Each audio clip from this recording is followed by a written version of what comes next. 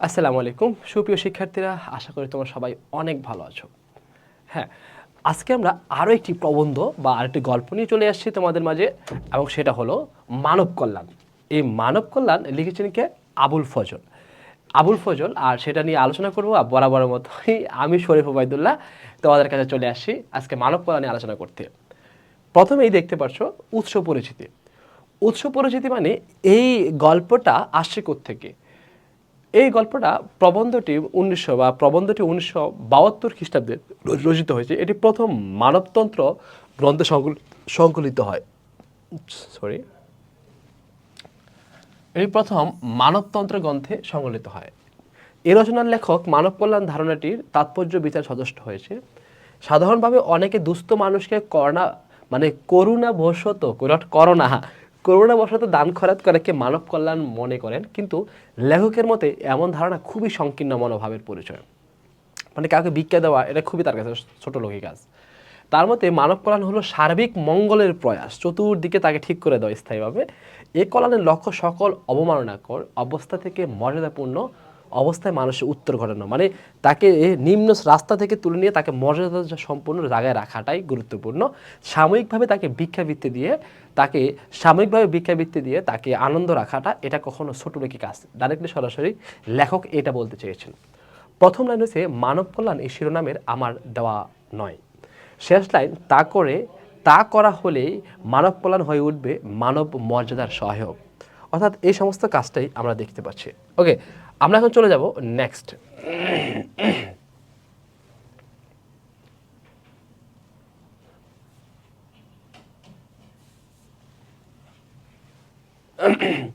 পাঠ পরিচিতি। আবুল ফজল মানব কল্যাণ প্রবন্ধটি 1972 সালে রচিত করেন। এটি প্রথম মানব কল্যাণ রচিত হয়। এই রচনা মানব কল্যাণ ধারণাটি তাৎপর্য সচেষ্ট হয় খরাতকে। একটু আগে আমরা যে কথাগুলো বলছি সেটাই, আর কিছু না, নতুন কিছু নেই। এখানে আমরা সরাসরি চলে যাব লাইন বাই লাইন ভিত্তিক আলোচনাতে। রাইট, আলোচনাটা খেয়াল করো। মানব কল্যাণ শিরোনামে আমার দেওয়া নয়। আমাদের প্রচলিত ধারণা আর চলতি যে কথায় মানব কল্যাণ কথাটা অনেকখানি সস্তা আর মামুলি অর্থেই ব্যবহৃত হয়ে থাকে। এক মুষ্টি ভিক্ষা দেওয়াকেও আমরা মানব কল্যাণ মনে করে থাকি। মনুষ্যত্ববোধ আর মানব মর্যাদাকে এতে যে ক্ষুণ্ণ করা হয় তা সাধারণত উপলব্ধি করা হয় না। ইসলামের নবী বলেছেন, মানে আমাদের হযরত মুহাম্মদ সাল্লাল্লাহু আলাইহি সাল্লাম বলেছেন, ওপরের হাত সবসময় নিচের হাত থেকে শ্রেষ্ঠ। মানে উপরে যে দেয় তার হাতটা সবচেয়ে শ্রেষ্ঠ, যে নিচে ভিক্ষা করে সেটা তার থেকে খারাপ সেটা। নিচের হাত মানে যে মানুষ হাত পেতে গ্রহণ করে, ওপরে হাত মানে দাতা যে হাত তুলে অপর থেকে অনুগ্রহ করে বর্ষণ করে। দান বা ভিক্ষা গ্রহণকারীরা দীনতা বা তার সর্ব অবয়ের কীভাবে প্রতিফলিত হয় তার বীভৎস দৃশ্য কার না নজরে পড়েছে। মনুষ্যত্ব আর মানব মর্যাদার দিক থেকে অনুগ্রহকারীরা আর অনুগ্রহীতের মধ্যে আকাশ পাতাল পার্থক্যের কথা লেখক উল্লেখ করেছেন। লেখক এখানে বলতে চেয়েছেন যে দেখো, এই মনুষ্যত্ব আর মানব মর্যাদার দিক থেকে অনুগ্রহকারীরা আর অনুগ্রহীতের মধ্যে আকাশ পাতাল তফাৎ বিদ্যমান, এই কথাটা তিনি উল্লেখ করতে চাইছেন। এ কথা ব্যক্তির বেলায় যেমন সত্য, তেমনি একটা দেশ এবং একটা রাষ্ট্রের বেলায়ও বরং অধিকতর আরও সত্য। কারণ রাষ্ট্র জাতির যৌথ জীবন আর যৌথ চেতনারই একটা প্রতীক হলো রাষ্ট্র। রাষ্ট্রের দায়িত্ব শুধু প্রশাসন চালানোই নয়, জাতিকে আত্মমর্যাদা সম্পন্ন করাটা এবং তোলাটাও কিন্তু রাষ্ট্রের একটা গুরুত্বপূর্ণ ভূমিকা এবং দায়িত্ব। যে রাষ্ট্র হাত পাখা আর চাটুকারিতা হাত পাতা, মানে যে রাষ্ট্রটা সবসময় মানুষের কাছে হাত পাতবে আর চাটুকারিতার দেহে প্রশ্রয় দিবে, সে রাষ্ট্র কিছুতেই আত্মমর্যাদা সম্পন্ন নাগরিক সৃষ্টি করতে পারে না। এই কথাগুলো বলতে গেছে যাচ্ছেন। এবং শুধু তাই না, তাই মানব কল্যাণ অর্থে আমি দয়া বা করুণা বশবর্তী হয়ে দান খয়রাতকে মনে করি না। মনুষ্যত্বের অবমাননার যে ক্রিয়াকর্মের অবশ্যম্ভাবী পরিণতি, তাকে কিছুতেই মানব কল্যাণে নাম অভিহিত করা যায় না। মানব কল্যাণের উৎস মানুষের মর্যাদাবোধ বৃদ্ধি আর মানবিক চেতনা বিকাশের মধ্যেই নিহিত থাকে। একদিন এক ব্যক্তি ইসলামের নবীর কাছে ভিক্ষা চাইতে এসেছিলেন। নবী তাকে একখানা কুড়াল দিয়ে বলেছিলেন যে তুমি এটি দিয়ে কাঠ সংগ্রহ করে বাজারে বিক্রি করে তা জীবিকা রোজগার করো। তখন এইভাবে তিনি লোকটিকে শুধু স্বাবলম্বী পথ দেখায়নি, সে সঙ্গে দেখিয়ে দিয়েছিলেন মর্যাদাবান হওয়ার, মর্যাদা থাকে জীবনযাপন উপায়, মর্যাদাবান হয়ে জীবনযাপন উপায়ের অবস্থা বলে দিয়েছেন। মানুষকে মানুষ হিসাবে এবং মানবিক বৃত্তির বিকাশের পথে বেড়ে উঠতে হবে, আর তার যথাযথ ক্ষেত্রে রচনাই মানব কল্যাণের প্রাথমিক সোপান। মানব কল্যাণের প্রাথমিক সোপান সম্পর্কে লেখক বলেছেন, মানুষকে মানুষ হিসাবে এবং মানবিক বৃত্তির বিকাশের পথে বেড়ে উঠতে হবে, আর তার যথাযথ ক্ষেত্র রচনা করাই হলো মানব কল্যাণের প্রাথমিক সোপান। উপরে যে কথাটা, এটা এইটুকু লাইনের ব্যাখ্যা আর কি, উপরের লাইনের ব্যাখ্যা হচ্ছে এটুকু। সে সোপান রচনায় সমাজ আর রাষ্ট্রের দায়িত্ব। সমাজের ক্ষুদ্রতম অঙ্গ বা ইউনিট বা যে পরিবারের পালন করতে হয়, এর দায়িত্ব হয়েছে এটাই ঠিক রাখা। কারণ মানুষের ভবিষ্যতে জীবনের সূচনা থেকেই ওই পরিবার থেকে শুরু হয়। ধীরে ধীরে ব্যাপকভাবে পরিধিতে যখন মানুষের বিচরণ শুরু হয় সব জায়গায়, তখন সে পরিধিতে যে প্রতিষ্ঠানের সঙ্গে তার সংযোগ ঘটে বা শিক্ষা কিংবা জীবিকা সংক্রান্ত যা হোক না কেন, তার দায়িত্ব ওইসব প্রতিষ্ঠানের ওপরেই বর্তায়। তবে তা অনেকখানি নির্ভর করে অনুকূল পরিবেশ ও ক্ষত্রিয় তোলার উপরে। অনুকূল যে পরিবেশ সেটার উপর নির্ভর করে। মানব কল্যাণ স্থয়, মানব কল্যাণ হলো স্বয়ম্ভূ, বিচ্ছিন্ন সম্পর্ক রহিত হতে পারে না। প্রতিটি মানুষ যেমন সমাজের সঙ্গে সম্পর্কিত, তেমনি তার কল্যাণও সামগ্রিকভাবে সমাজের ভালো মন্দের সঙ্গে সম্পর্কযুক্ত। উপলব্ধি ছাড়া মানব কল্যাণ স্রেফ দান খয়রাত আর কাঙ্গালি ভোজের মতো মানব মর্যাদার অবমাননাকর এক পদ্ধতি না হয়ে যায় না, যা আমাদের দেশ আর সমাজে হচ্ছে, নিয়মিত হচ্ছে এগুলা। এই সময়ে এই সবকে সবাই বাহবা দেওয়া শুরু করে, এবং এসব করে বাহবা কুড়াবার লোকারও কিন্তু দেশের অভাব নেই। তারা বাহবা কুড়ানোর জন্য কাঙ্গালে বোস এই বোস সবাই খাওয়াচ্ছে। আসল কথা কি জানো, মনুষ্যত্বকে বাদ দিয়ে স্রেফ তার জৈব অস্তিত্বের প্রতি সহানুভূতিশীল এ ধরনের মানব কল্যাণ কিছুমাত্র ফলপ্রসূ হতে পারে না। মানব কল্যাণের কুৎসিত ছবি দেখার জন্য দূর দূরান্তে যাওয়ার প্রয়োজন নেই। আমাদের আশেপাশে চারদিকে তাকিয়ে তা দেখলেই বুঝতে পারবা কি পরিমাণে এসব লোক দেখানো মানব কল্যাণ আছে। বর্তমানে মানব কল্যাণ অর্থে আমরা যা বুঝি তার প্রধানত অন্তরায় হচ্ছে রাষ্ট্র, জাতি, সম্প্রদায় ও গোষ্ঠীগত চেতনা, যা মানুষকে মেলায় না করে বিভক্ত, মানুষকে কখনো একত্র করে না, বিভক্ত করে মানুষকে আলাদা আলাদা করে। বিভক্তিকরণের মনোভাব নিয়ে কারো কল্যাণ করা যায় না, করা যায় একমাত্র সমতা আর সহযোগিতা, পরস্পর কোঅপারেশন বা সহযোগিতার পথেই করা যায় শুধু মানুষের কল্যাণ। সত্যিকার মানব কল্যাণ মহৎ চিন্তা ভাবনারই ফসল। সত্যিকারের মানব কল্যাণ মহৎ চিন্তা ভাবনার ফসল, আর একমাত্র সমতা সহযোগিতার পথে ফলানো। এটুকু জায়গা হয়েছে উপরের লাইনের ব্যাখ্যা। বাংলাদেশের মহৎ প্রতিভার সবাই মানবিক চিন্তা আর আদর্শের উত্তরাধিকার রেখে গেছেন। এই কথাটা ব্যাখ্যা রাখি। কথার ব্যাখ্যা হচ্ছে মানব মুক্তির পথে দিশারি হয়ে পথ দেখার বাংলাদেশের মহৎ প্রতিভার সবাই মানবিক চিন্তা আর আদর্শের উত্তরাধিকারী রেখে গেছেন। কথা সত্য। দুঃখের বিষয় যে সে উত্তরাধিকারকে আমরা জীবনে প্রয়োগ করতে পারিনি। বিদ্যাপতি চণ্ডীদাস থেকে লালন প্রমুখ যা আছে কবি, অপেক্ষাকৃত আধুনিককালে রবীন্দ্রনাথ এবং নজরুল সবাই তো মানবিক চেতনার উদাত্ত কণ্ঠস্বর দিয়ে গেছেন। বঙ্কিমচন্দ্রের অবিস্মরণীয় সাহিত্য উক্তি, তুমি অধম তাই বলিয়াই আমি উত্তম হইব না কেন, অর্থাৎ এক গভীর মূল্যবোধের উচ্চারণ করে গেছেন।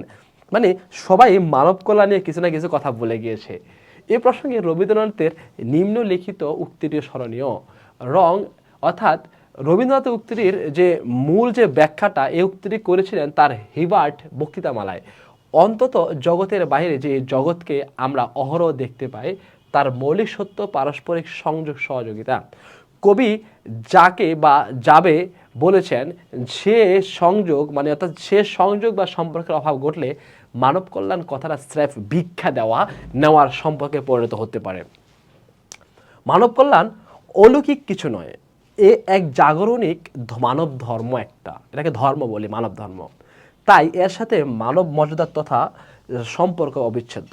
আজ পৃথিবীর দিকে তাকিয়ে দেখলে কি দেখতে পাই? আসলে আমরা কি দেখতে পাই? দেখলেই আমরা পাই দুস্থ, অবহেলিত, বস্তুহারা, স্বদেশ বিতাড়িত মানুষের সংখ্যা দিন দিন বেড়েই চলছে, বরং কমছে না। কিন্তু বরং যে এমন না যে কমে গেছে, আমরা উন্নত রাষ্ট্র, এরকম না, দিন দিন কিন্তু সংখ্যাটা বেড়েই চলছে। সেবাধর্মী সংস্থার সংখ্যা বৃদ্ধি কি প্রমাণ করে না মানব কল্যাণ কথাটা স্রেফ মানব অপমানের পরিণত হয়েছে? মানুষের স্বাভাবিক অধিকার আর মর্যাদার স্বীকৃতি আর প্রতিষ্ঠা ছাড়া মানব কল্যাণ মানব অপমানের পরিণত না হয়েও পারে না। মানুষ কিন্তু এখন আর ওই মানব কল্যাণটা আর কেউ দেখানোর জন্যই করে, কেউ আসলে মূলত এখন আর ওই সেটাকে তার স্থায়ী কর্মসংস্থান বা তাকে ভালো একটা মর্যাদাপূর্ণ জায়গায় তৈরি করে দিবে, দেশ এবং জাতির কল্যাণে মানুষকে স্টাবলিশড করবে, সেটা চিন্তা করে না কেউ। কালের বিবর্তনে আমরা এখন আর আগের মতো মানে যেটা যেটা ছিলাম আর কি, গোষ্ঠীবদ্ধ জীব নই, আমরা একত্রবদ্ধ জীব নই, বৃহত্তর মানবতার একটা অংশ। তাই তাই কে বিচ্ছিন্ন বা বিক্ষিপ্ত কিংবা খণ্ডিতভাবে দেখা বা নেওয়া যায় না, তেমনি নেওয়া যায় না তার কল্যাণ কর্মকেও খণ্ডিত করে। দেখতে মানুষও অন্য একটা প্রাণী মাত্র, কিন্তু ভেতরে মানুষের মধ্যে রয়েছে এক অসীম ও অনন্ত সম্ভাবনার এক বীজ। সে সমস্ত সম্ভাবনার স্ফোটনের সুযোগ দেওয়া, ক্ষেত্র রচনা আর তাতে সাহায্য করাই শ্রেষ্ঠতম মানব কল্যাণ হলে মনে করি আমি। সেটা তুচ্ছ তাচ্ছিল্য কিংবা কোনো রকম অপমান অবমাননাকর পথে হতে পারে না। হলে সে দর্শনকে অস্তিত্ববাদ নামে অভিহিত করা হয়, ইংরেজিতে যাকে বলা হয়। এই যে লেখাটা, এটা আমাদের আসে না এখানে। তারও মূল কথা ব্যক্তি মানুষের অস্তিত্বকে স্বীকৃতি দেয়।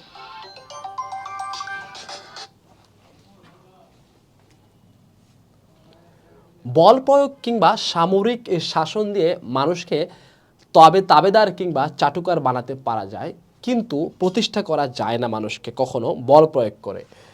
ঠিক সর্বকর্মের সাথে শুধু যে ব্যক্তিগত সম্পর্ক থাকে তা নয়, বরং তার সামাজিক পরিণতি তথা এই অবিচ্ছেদ্য অংশ। যেহেতু সব মানুষই সমাজের অঙ্গ, তাই সব রকম কল্যাণ কর্মের রয়েছে সামাজিক পরিণতি। এই সত্যটা অনেক সময় ভুলে থাকা যায়, বিশেষত যখন বৃষ্টি বা যখন যখন খেয়াল করবেন, বিশেষত যখন আমাদের দৃষ্টি থাকে একদম উপরে ঊর্ধ্বের দিকে, তথা পরলোকের পানে স্রেফ সদিচ্ছার দ্বারা মানব কল্যাণ সাধিত হয় না।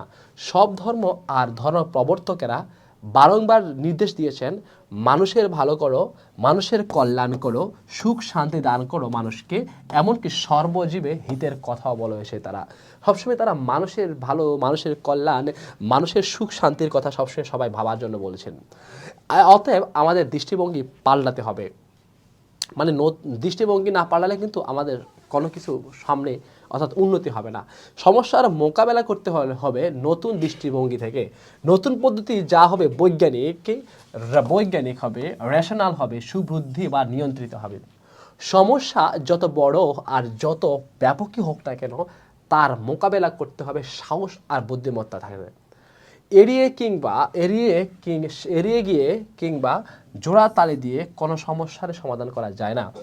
আমাদের বিশ্বাস, মুক্ত বুদ্ধির সহায়তায় সুপরিকল্পিত পথে কল্যাণময় পৃথিবীর রচনা করা সম্ভব।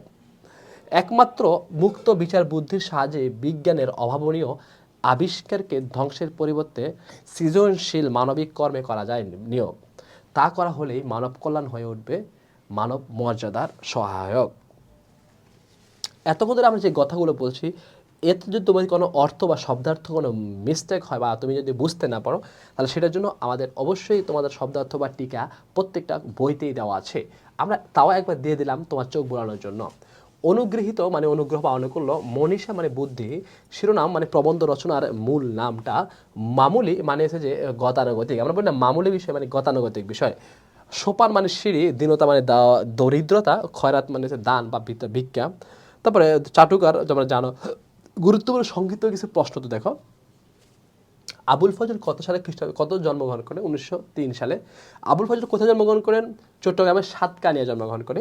আবুল ফজল কোন কলেজে অধ্যাপনা করেছেন? আবুল ফজল প্রায় 30 বছর কলেজে অধ্যাপনা করেছেন। কত বছর? হ্যাঁ, 30 বছর। তার পিতার নাম ফজলুর রহমান। শিক্ষা জীবন অতিবাহিত করেন তিনি ঢাকায়, এবং আবুল ফজল চট্টগ্রাম এবং ঢাকায় দুই জায়গায় শিক্ষা জীবন অতিবাহিত করেছেন। 1983 সালে তিনি মারা যান। মানব কল্যাণ কথাটি মামুলি অর্থে ব্যবহার হয়ে থাকে। এক মুষ্টি ভিক্ষা দেওয়াকে আমরা সাধারণত কী ভাবি থাকি? মানব কল্যাণ ভাবি আমরা, যে আমরা ভিক্ষা দিচ্ছি এক মুষ্টি বা তাকে কিছু একটা গিফট দিচ্ছি, আমরা ছবি তোলাচ্ছি, একবার খাবার দিচ্ছি, সেটা আমরা মানব কল্যাণ ভাবি আমরা। এটার বিরুদ্ধেই সবসময় আবুল ফজল ছিলেন। মানুষ যে হাত পেতে গ্রহণ করে সেটি কোন হাত? সেটা নিচের হাত পেতে গ্রহণ করে। আচ্ছা, এরকম আরও কিছু অনেক তথ্য দেওয়া আছে। বাস আমরা একটু গুরুত্বপূর্ণ তথ্যগুলো দেখলাম। গুরুত্বপূর্ণ তথ্যগুলো দেখার পরে আমরা এই যে আরও আছে মানব কল্যাণের প্রাথমিক সোপান কি, বৃত্তি মানে মানবিক বৃত্তি বিকাশে যথাযথ খ্যাত রচনা করা, মানব কল্যাণের প্রাথমিক সোপান রচনার দায়িত্বকার, মানব কল্যাণের প্রাথমিক সোপান রচনার দায়িত্ব সমাজ ও রাষ্ট্রের, মানুষের ভবিষ্যৎ জীবনের সূচনা হয় কোথা থেকে, মানুষের পরিবার থেকে হয়, এই যে পরিবার থেকে। তারপরে হচ্ছে প্রত্যেক মানুষের কিসের সঙ্গে সম্পর্কিত, প্রত্যেক মানুষ সমাজের সঙ্গে সম্পর্কিত, সামগ্রিকভাবে সমাজের ভালো মন্দের সঙ্গে কোনটি, মানব কল্যাণের সমাজের ভালো মন্দের সব দেখে। অর্থাৎ আমরা এতক্ষণ ধরে এই এক কথায় দেখলাম যে কোশ্চেনগুলো, এখন আমরা দেখলাম লিখিত প্রশ্ন কীভাবে আসতে পারে। মনুষ্যত্ববোধ ও মানব মর্যাদা ক্ষুণ্ণ হওয়ার বিষয়টি মানুষের উপলব্ধি করা হয় না, কেন, ব্যাখ্যা করো। অর্থাৎ এই টাইপের প্রশ্ন আসতে পারে। মানব কল্যাণ কথাটাকে সস্তা আর মামুলি অর্থে ব্যবহার করার কারণে মনুষ্যত্ববোধ ও মানব মর্যাদা ক্ষুণ্ণ হওয়ার বিষয়টি মানুষের উপলব্ধি করা হয় না।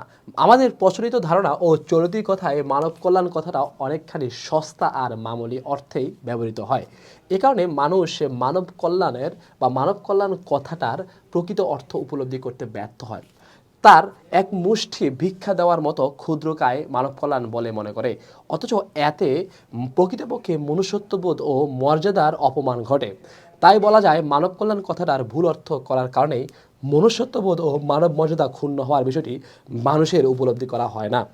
আমরা যাচ্ছি এই লিখিত মানব কল্যাণ প্রকৃত স্বরূপ কে, উদ্দেশ্য কি, মানব কল্যাণ মানব অপমানের বা অপমান যদি পরিণত হয় সেটা কীভাবে হয়। লিখিত প্রশ্ন দেখতে পারো। লেখকের মতে শ্রেষ্ঠ মানব কল্যাণ কোনটি, ব্যাখ্যা করো। এই দেখে নিও। মানব কল্যাণের প্রাথমিক সোপান বলতে কি বোঝানো হয়েছে, ব্যাখ্যা করো। দেখে নিও, এটা স্ক্রিনশট দিয়ে রাখো। বিগত সালের প্রশ্ন আলোকে আমরা একটা মডেল প্রশ্ন দাঁড়া করাইছি। সেটা কি, আবুল ফজল কত খ্রিস্টাব্দে জন্মগ্রহণ করেন, একটু আগে পড়াইছি আমরা। আবুল ফজল জন্মস্থান কোথায়, একটু আগে পড়াইছি আমরা ছোট্ট হাতকা নিয়ে। আবুল ফজল কোন বিশ্ববিদ্যালয় পর্যন্ত দায়িত্ব পাচ্ছেন, এগুলো সব দেখে নেবা। হ্যাঁ, একটু দেখে নাও, দ্রুত স্ক্রিনশট নিয়ে নাও, দ্রুত এগুলো অ্যান্সারগুলো নিজেরা করে নেবা। অ্যান্সার করার শেষ হলে তখন যদি কোনো প্রশ্ন থাকে তাহলে সেগুলো নিয়ে আমরা কী করব, প্রত্যেকটা তোমাদের অ্যান্সার এগুলো একসাথে একত্র করে আমরা প্রত্যেকটা কোশ্চেন বা তোমাদের প্রত্যেকটা তথ্য, বিশেষ করে সৃজনশীল এবং শুধু তাই না, পাশাপাশি এই প্রতিটা ক্লাস শেষে যে 10টা বা 15টা আমরা বাড়ির কাজ দিই হোমওয়ার্ক, এটা নিয়ে আমরা একটা ভিডিও দেবো। সমস্যা নাই, তোমরা ওখান থেকে কোশ্চেনগুলো সলভ করে নিও বা দেখে নিও, এবং ওখানেই আমরা সৃজনশীলে আরও বিস্তারিত আলোচনা করব। সুতরাং ভালো থেকো, সুস্থ থেকো, দেখা হবে পরবর্তী ক্লাসে। আসসালামু আলাইকুম।